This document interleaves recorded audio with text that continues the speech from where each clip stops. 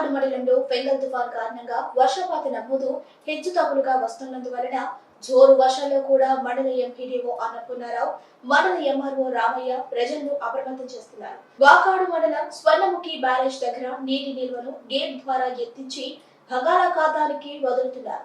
MRO Ramayya వర్షపాత నమోదును ప్రతి గంటకు ఒకసారి మీడియాకు సమర్పిస్తూ ప్రజల విషయాలను తెలుసుకుంటూ ప్రతి గ్రామంలో ఉన్నటువంటి సిబ్బందిని అందుబాటులోకి తీసుకుంటూ అనివార్య పరిస్థితులను సంభవిస్తే వెంటనే తెలియజేయమని చెబుతున్నారు.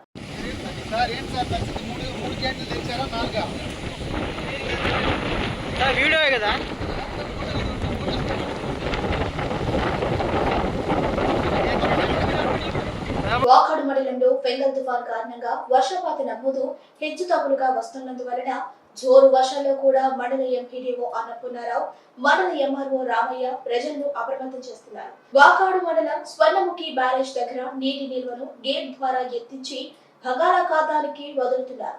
ఎంఆర్ఓ రామయ్య వర్షపాత నమోదును ప్రతి గంటకు ఒకసారి మీడియాకు సమర్పిస్తూ ప్రజల విషయాలను తెలుసుకుంటూ ప్రతి గ్రామంలో ఉన్నటువంటి సిబ్బందిని అందుబాటులోకి తీసుకుంటూ అనివార్య పరిస్థితులను సంభవిస్తే వెంటనే తెలియజేయమని చెబుతున్నారు.